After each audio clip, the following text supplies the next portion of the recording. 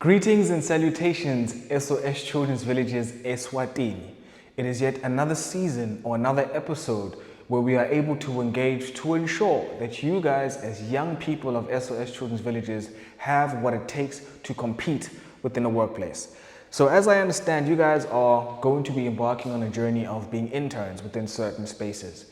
With the partnership of DHL, you'll be able to learn what it is like to be within an actual workplace and to enhance your skills, develop your skills in order for you guys to be the perfect employee and hopefully at some particular point the perfect entrepreneur. So the content that we're going to be discussing, or what we're going to be speaking about today, the overall theme is Unlocking Leadership Potential, a guide for interns. So within this process, within this session, I really want you guys to ask yourselves the questions. What does it take to be a leader within a workplace? So there are three goals or outcomes that I would like us to really get to explore to ensure that you guys have exactly what it takes to be within those workplaces and to pursue excellence within a workplace as an intern. So the first one is understanding the importance of leadership skills in the workplace. This is important because you'll be engaging with different individuals, different personalities, different characters, and different talents that you are going to have to, have conversations with. You're going to probably get into certain, conflicts with. So we need to ensure that you guys have the leadership capability because a leader looks at themselves differently and engages with team members differently, your teammates differently. So we want to give you guys the necessary leadership skills to be in those spaces, not fear, but instead lead. The second one is explore different leadership styles and their applications. Now, there are various leadership styles that are out there, but we're going to bring it down to at least 4, which are the basic, the minimum, the grade 1 leadership styles that you would have to get to know so that when you are in these workplaces, you get to understand what type of leader you should be according to the different people. The third one is we want to equip the interns with practical strategies to enhance their leadership abilities. Now, we want to bring it into the workplace. We want to make it practical for you guys because it's very easy to talk theoretically, but it's in practice where you really get to learn. Hence why we say that it's a skill.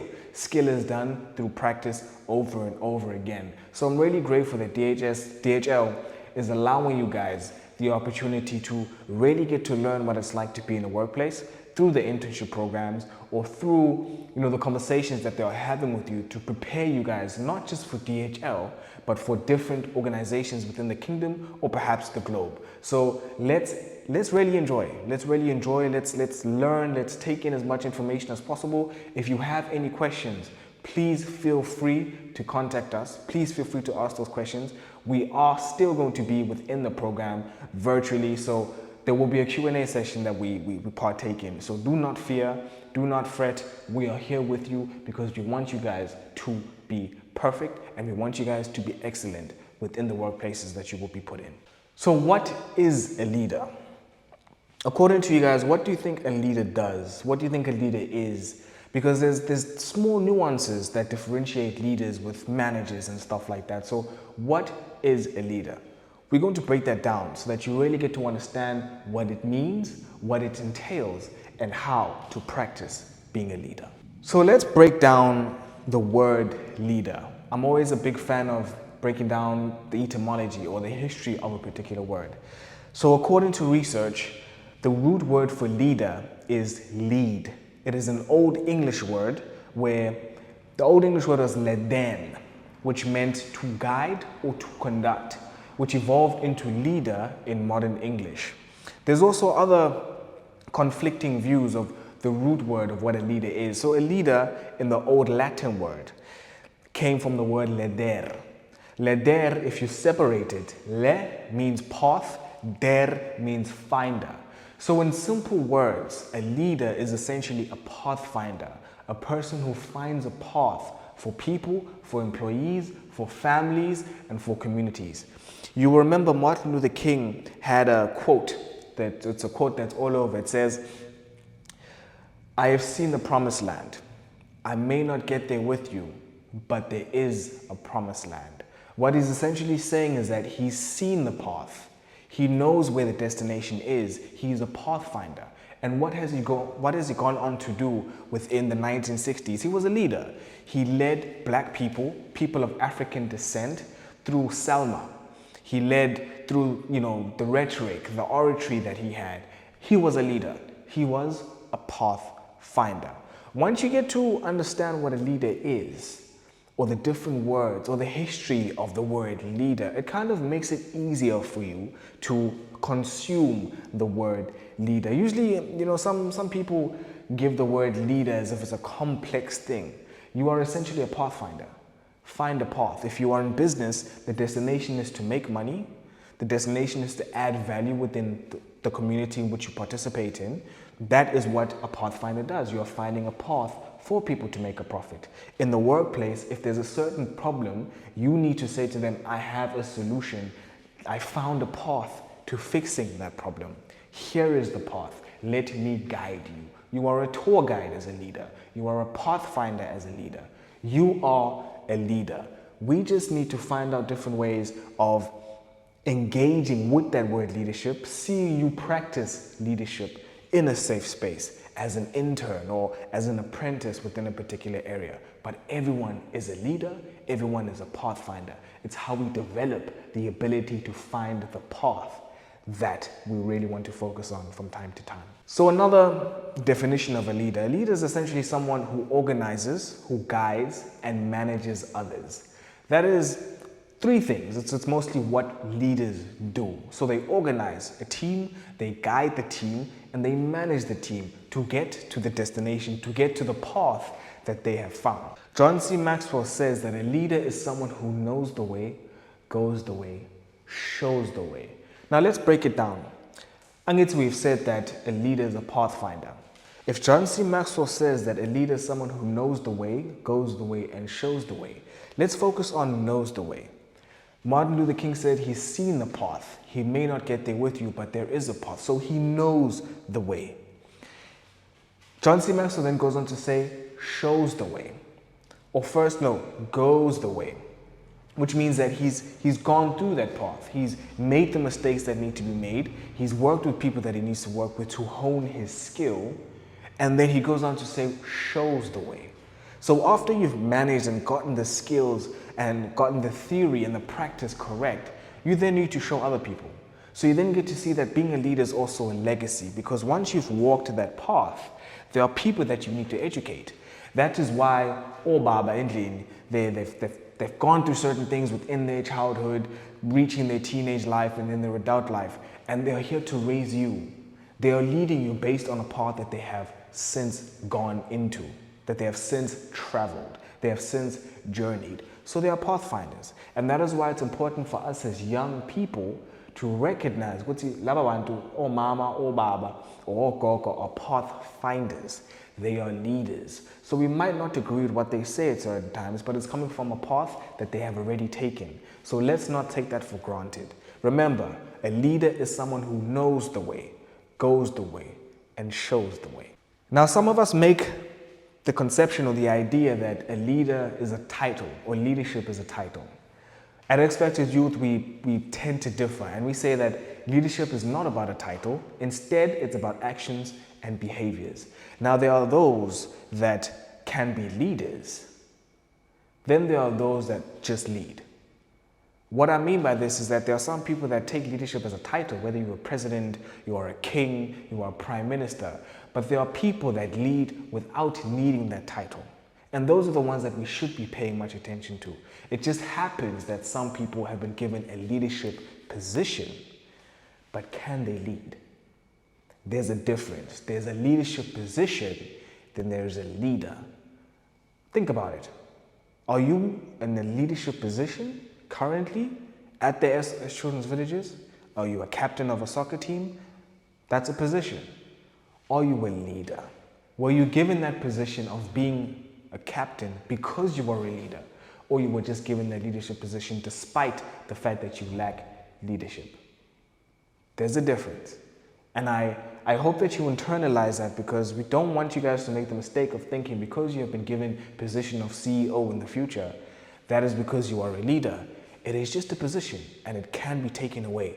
However, you gaining the leadership skill and being a leader without the title, that can continue on even after you've been given that term of CEO or CFO or business leader.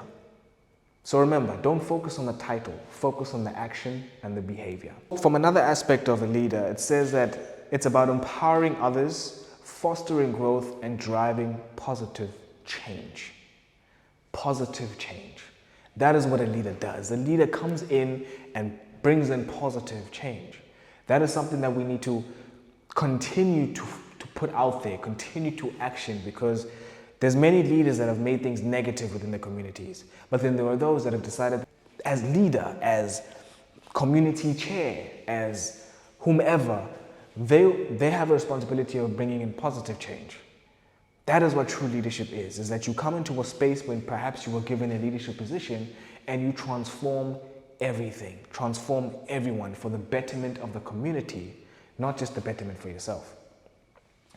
So when you foster that growth, you want to educate people, whether it's growth through intellect, whether it's growth through personal development. Remember, I said that being a leader is a legacy thing. So if you're able to foster growth amongst people within a community, amongst your followers, then you are able to really tick the boxes of saying that I am a leader. Because a leader educates. Remember, John C. Maxwell said a leader is someone who knows the way, goes the way, and shows the way.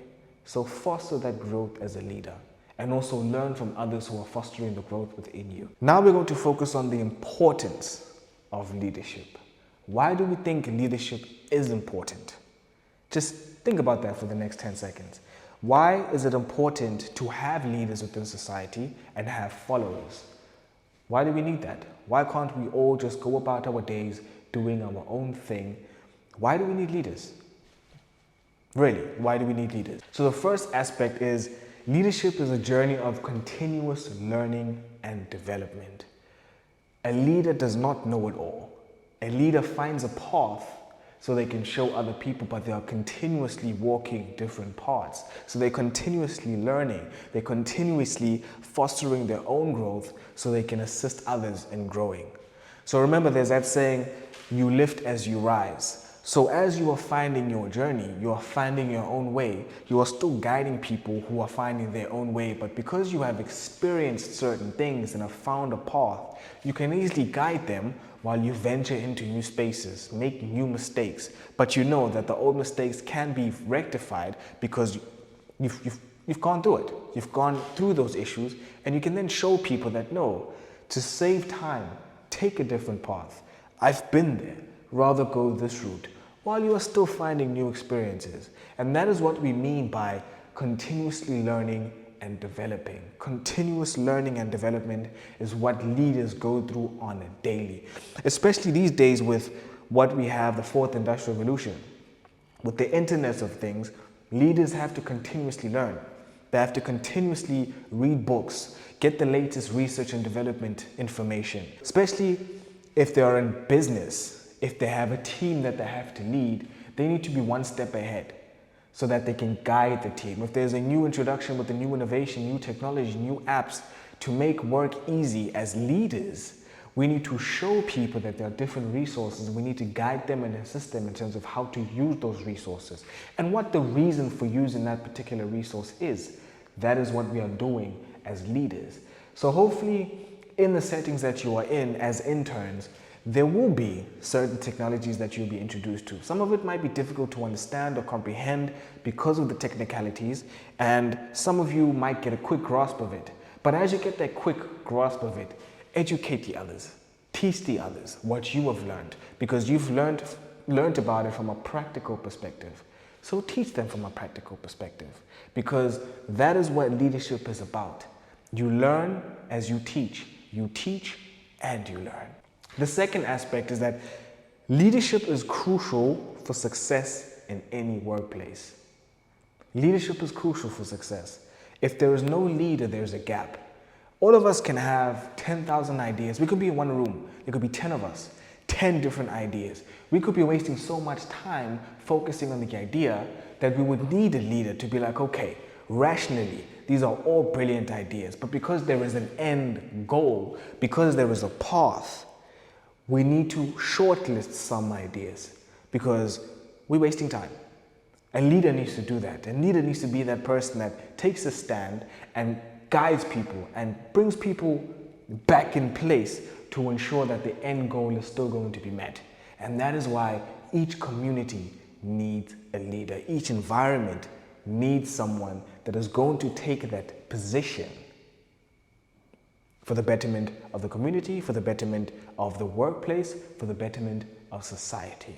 The third aspect is that leadership involves guiding, it involves inspiring, it involves influencing others to achieve common goals.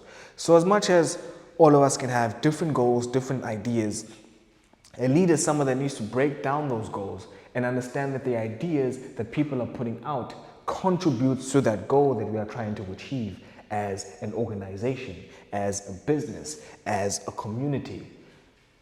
A leader needs to be that rational person that is able to do that, but still inspire people to keep on being creative, to keep on thinking, to still inspire people to, still be influential and influence the decisions that is being made, because the more ideas that influence a particular initiative, the greater the chances of success. But we need to ensure that it still is in line with our goals and our objectives as a business, as a community, as a society, and more importantly, as youth.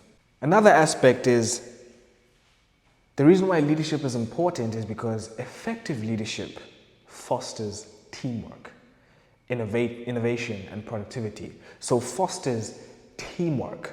Remember I said that in a team there has to be that leader. Through the creativity, through the creative ideas that come in, there can be innovation. That innovation needs to be monitored, that innovation needs to be inspected, scrutinized, criticized, whatever it may be, to ensure that that innovation is going to disrupt for the better, not for the worst. That is what a leader does. A leader facilitates those discussions, facilitates the ideas that are coming up, because they need to still think that, is this in line with our goals as an organization? Is this in line with our goals as a club, as a people, as a unit, as a workplace? And then the productivity aspect. Businesses hire you based on your productivity, your level of productivity. Leaders want to see how much you can get done within an hour. They want to see how many ideas you can come up with within that hour. Because the more productivity, the greater the chances of the profitability in most cases. So we want people who are productive. Leaders need to ensure that there's productivity. And that is why I say that when we have 10 various ideas, because of the concept of time, we need to make sure that we are productive. Leaders need to ensure that their followers or the people that they are leading are productive. So they have to cancel certain ideas. They need to filter certain ideas out to make sure that the team is still productive.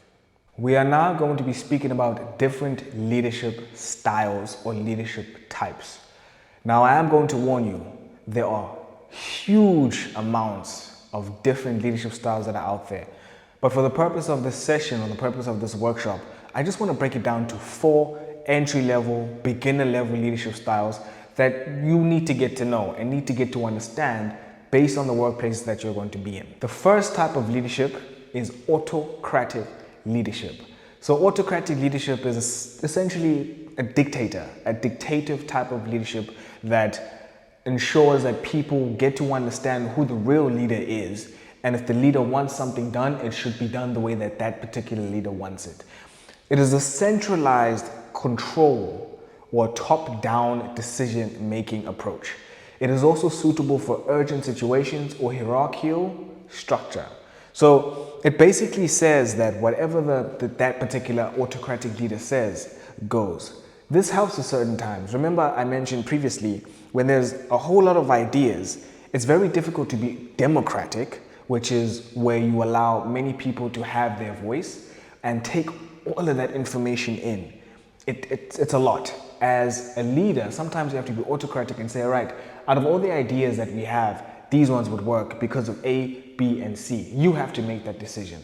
So at times, the reason why this has been included in this workshop is because it is necessary at certain times to just make a decision without asking for anyone's opinion, without wasting time trying to get rebuttals. A decision has to be made at certain times of the day. That is why you see in China abuses autocratic leadership, but you can see that decisions get to be made quicker than in a democratic society. That is what autocracy does. In history, there have been different types of leaders that have shown that they're autocratic. The first one being the German Chancellor, Adolf Hitler. Adolf Hitler was, by definition, an autocratic leader. But there's also so many other leaders, especially within Europe and some within Africa, the African continent, that have portrayed or demonstrated autocratic leadership during their tenure. In Europe, as I've mentioned, you have Hitler, you have Mussolini. In Asia, you have Putin, you have Stalin, you had Lenin, and you had China as well. In the African continent, you had Jean Fidel Bokassa, which is in the Central African Republic. You have Charles Taylor, who was from Liberia. There's just so many autocratic leaders or dictators that have shown that they have no disregard, or they have a huge disregard for young people, a disregard for people in general, because the decisions that they made weren't consulted. There was no consultation with regards to the autocracy that they had. They just made a decision and people had to abide by it. That is what an autocratic leader does. The second form, which I spoke about previously, briefly, is democratic leadership. This is what most societies are. Democratic leadership, especially the West. Democracy. That's the word that many of us throw around. Democracy, democracy, democracy. So what is democratic leadership? Democratic leadership essentially encourages participation, collaboration, and consensus building. It fosters creativity and employee engagement. So as a leader, when you are exhibiting democratic leadership, you are asking for your employees or your followers' opinion with regards to a particular conversation. So if, for example, we say, listen guys, we are trying to find a new office. We are moving. Are you happy with that idea? How many of you guys vote that we move and we leave this office and go to a new one? How many of you vote that we stay and ensure that we just improve the office that we are in? Let's make a vote. That is democratic leadership. As a democratic leader, you are asking your followers for their opinion, for their votes before you make a decision. This is also necessary in certain situations. Democratic leadership is what we propose mostly. But sometimes you just have to make a different decision, which is the autocratic one. Democracy is the best suited if done correct, if the followers get to understand the reason for a particular solution that needs to be found. Then democracy really works. Democratic leadership is one of those types of leadership that we support. The third one is transformational leadership. So transformational leadership essentially inspires and motivates through vision and charisma. So there are different, transformational leaders that you've seen over the years who have come into a particular space, come into a particular environment and have transformed it. They've inspired change. They've ensured that there is a vision and they've been charismatic in bringing that vision out. Hitler, who was also essentially autocratic, was also a transformational leader because he was a charismatic leader. If you watch his speeches, you will see that he speaks with charisma. He has that energy that gets to move a crowd. And that is what many orators get to focus on because charisma works, confidence works. And that is one of the hallmarks of being a transformational leader. He did transform Germany. In some cases, you might disagree with certain things, but he made improvements based on what had happened previously, especially after World War I. He was a transformational leader, although autocratic.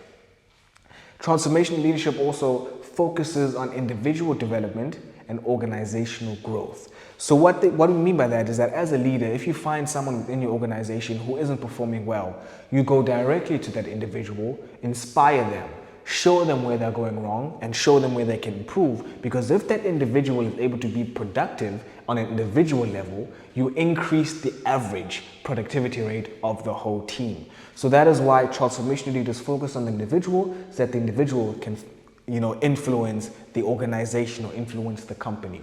That is what a transformational leader does. So in the environments that you're in, you might find that your teammate isn't performing well. Maybe they have issues at home. Maybe they have financial issues that have taken place. As a leader, you are going to have to confront that particular individual, let them know politely that they are not performing well. Here are ways to improve. This is how I'm going to assist as a leader, so that we can then try and ensure that you change and you become more productive and you become an effective teammate, so that the whole team can win. That is transformational leadership. And one of the people that can come up apart from Hitler is Martin Luther King, Malcolm X, Richard Branson, who is the owner of Virgin. That's a transformational leader as well, because he came into a space. He is charismatic when he speaks. He's able to inspire people to a destination, to a path, and let them know that there is a path, there is a solution that can be found. Come with me. Let's go and ensure that we make it to that destination, that we find the solution, and that we are all successful. That is transformational leadership. The fourth one and last one is servant leadership. Now, what is servant leadership? Servant leadership puts the needs of others first and empowers them to succeed. It builds trust, fosters teamwork, and promotes ethical behavior. Now, I want to focus on the first part where it says needs of others first and empowers them to succeed. That means that you put your pride aside. It puts your issues last to ensure that the other person gets your attention so that they can succeed. That is what we're going to have to do in certain places, where even though we are busy with certain things and we have our own problems, for the betterment of the organization or the betterment of the company that you are in, you need to put all that aside, fill your cup later, but ensure that the person that you are with, you are filling in their cup. You are inspiring them. You are ensuring that when they need help, you are there to support. Then you can deal with your own problems later. That is what a servant does. A servant leader serves others before they serve themselves. Building trust fosters teamwork and promotes ethical behavior. When you do that as a leader, you are building trust because people get to rely on you. People know that whenever they have an issue, you are that person to go to, who will serve, who will ensure that you give support. That is what a servant leader does. And a servant leader is someone like Martin Luther King, is someone like Malcolm X, who really cares about the followers and will do anything to ensure that the followers have the necessary support and the necessary resources for them to succeed. That is a servant leader. And that is what we all need to be, servant leaders. Servant leadership with a bit of democratic leadership, with a bit of transformational leadership, and lastly, a bit of autocratic leadership. Let's not leave that out. So in conclusion, with all four leadership styles, we use that to measure ourselves, to see when we need to use those particular styles within particular situations. Because all those leadership styles are necessary. One cannot just have one type of leadership style. You are a product of your environment. An environment that you are in determines the type of leadership style that you should exude, a type of leadership style that you should express, a type of leadership style that you need to bring out to influence change. So think about it. And when you are in these particular workplaces, just remember the types of leadership styles so that when you have conflict, when you have issues, you just think, okay, is this a time for autocratic leadership? Is this a time for democratic leadership? Is this probably a time for servant leadership? Is this maybe a time for transformational leadership? What leadership style should I bring in at this particular point? Think of it as wearing a hat. You know, there's a democratic hat, there's an autocratic hat, there's a transformation hat, there's a servant-hearted hat. What hat or what character are you going to bring in based on the situation that you are in? You get me?